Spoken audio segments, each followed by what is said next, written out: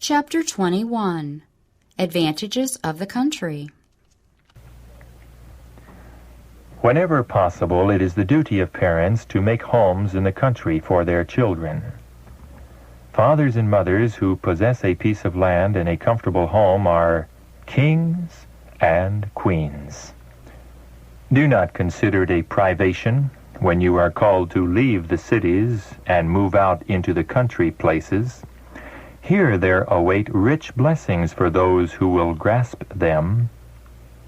Again and again the Lord has instructed that our people are to take their families away from the cities into the country, where they can raise their own provisions, for in the future the problem of buying and selling will be a very serious one. We should now begin to heed the instruction given us over and over again. Get out of the cities into rural districts, where the houses are not crowded closely together, and where you will be free from the interference of enemies. It would be well for you to lay by your perplexing cares and find a retreat in the country, where there is not so strong an influence to corrupt the morals of the young. True, you would not be entirely free from annoyances and perplexing cares in the country, but you would there avoid many evils, and close the door against a flood of temptations which threaten to overpower the minds of your children. They need employment and variety. The sameness of their home makes them uneasy and restless, and they have fallen into the habit of mingling with the vicious lads of the town, thus obtaining a street education. To live in the country would be very beneficial to them. An active out-of-door life would develop health of both mind and body. They should have a garden to cultivate, where they might find both amusement and useful employment. The training of plants and flowers tends to the improvement of taste and judgment, while an acquaintance with God's useful and beautiful creations has a refining and ennobling influence upon the mind, referring it to the Maker and Master of all. The earth has blessings hidden in her depths for those who have courage and will and perseverance to gather her treasures. Many farmers have failed to secure adequate returns from their lands because they have undertaken the work as though it was a degrading employment. They do not see that there is a blessing in it for themselves and their families. In the cultivation of the soil, the thoughtful worker will find that treasures little dreamed of are opening up before him. No one can succeed in agriculture or gardening without attention to the laws involved. The special needs of every variety of plant must be studied. Different varieties require different soil and cultivation, and compliance with the laws governing each is the condition of success. The attention required in transplanting, that not even a root fiber shall be crowded or misplaced. The care of the young plants, the pruning and watering, the shielding from frost at night and sun by day, keeping out weeds, disease, and insect pests. The training and arranging not only teach important lessons concerning the development of character, but the work itself is a means of development. In cultivating carefulness, patience, attention to detail, obedience to law, it imparts a most essential training. The constant contact with the mystery of life and the loveliness of nature, as well as the tenderness called forth in ministering to these beautiful objects of God's creation, tends to quicken the mind and refine and elevate the character. He who taught Adam and Eve in Eden how to tend the garden would instruct men today. There is wisdom from him who holds the plow and plants and sows the seed.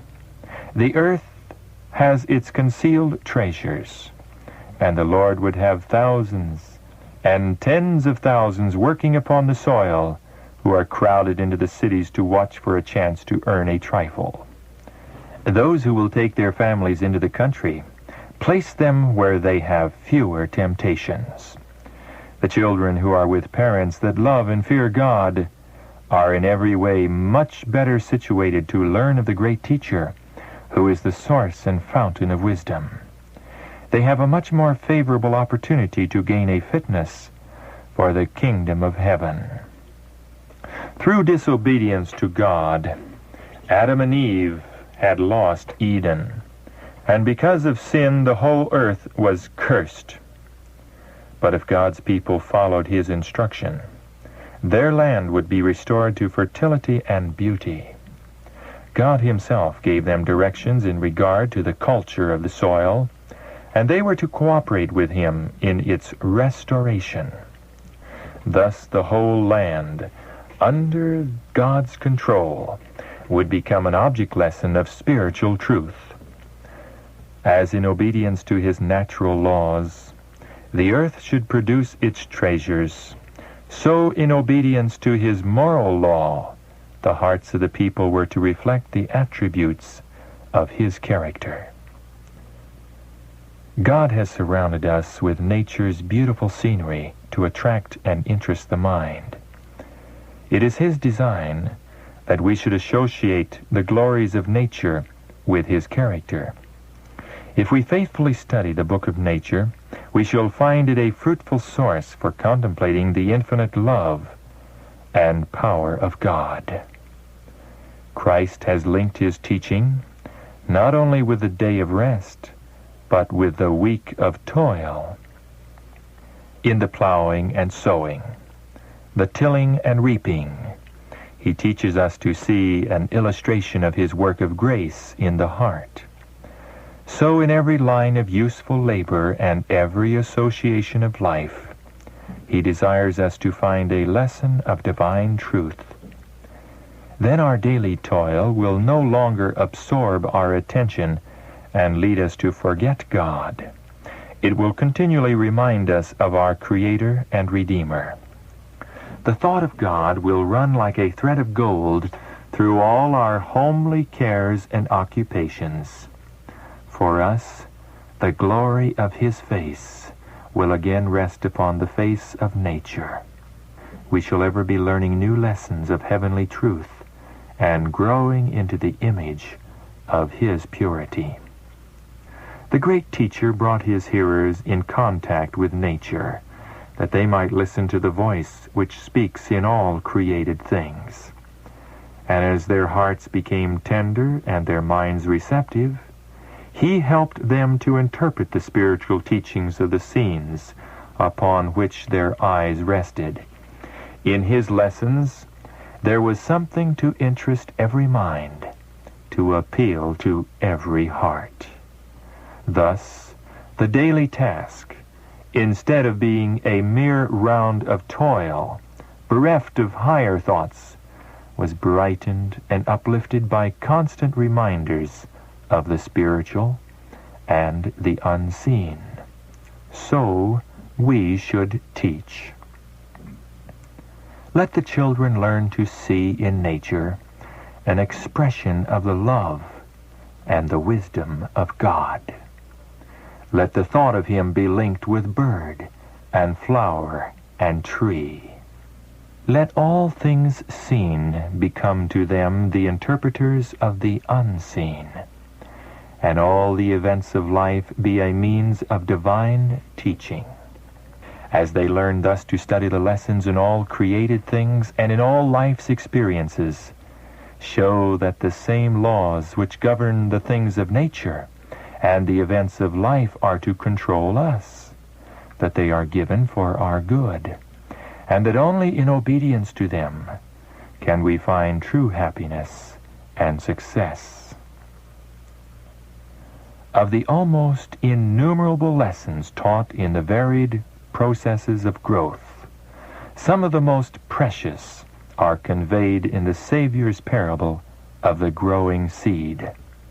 It has lessons for old and young. The germination of the seed represents the beginning of spiritual life, and the development of the plant is a figure of the development of character. As parents and teachers try to teach these lessons, the work should be made practical. Let the children themselves prepare the soil and sow the seed. As they work, the parent or teacher can explain the garden of the heart, with a good or bad seed sown there, and that as the garden must be prepared for the natural seed, so the heart must be prepared for the seed of truth. No one settles upon a raw piece of land with the expectation that it will at once yield a harvest.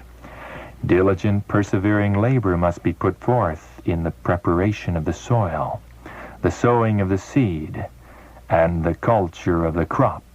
So it must be in the spiritual sowing. Wrong habits seen as weeds. If possible, the home should be out of the city, where the children can have ground to cultivate. Let them each have a piece of ground of their own. And as you teach them how to make a garden, how to prepare the soil for seed, and the importance of keeping all the weeds out, teach them also how important it is to keep unsightly, injurious practices out of the life. Teach them to keep down wrong habits as they keep down the weeds in their gardens. It will take time to teach these lessons, but it will pay, greatly pay. Parents are under obligation to God to make their surroundings such as will correspond to the truth they profess. They can then give correct lessons to their children, and the children will learn to associate the home below with the home above. The family here must, as far as possible, be a model of the one in heaven. Then temptations to indulge in what is low and groveling will lose much of their force. Children should be taught that they are only probationers here, and educated to become inhabitants of the mansions which Christ is preparing for those who love him and keep his commandments. This is the highest duty which parents have to perform. So long as God gives me power to speak to our people, I shall continue to call upon parents to leave the cities and to get homes in the country, where they can cultivate the soil and learn from the book of nature the lessons of purity and simplicity. The things of nature are the Lord's silent ministers, given to us to teach us spiritual truths. They speak to us of the love of God and declare the wisdom of the great Master Artist. I love the beautiful flowers. They are memories of Eden, pointing to the blessed country into which, if faithful, we shall soon enter. The Lord is leading my mind to the health-giving properties of the flowers and trees.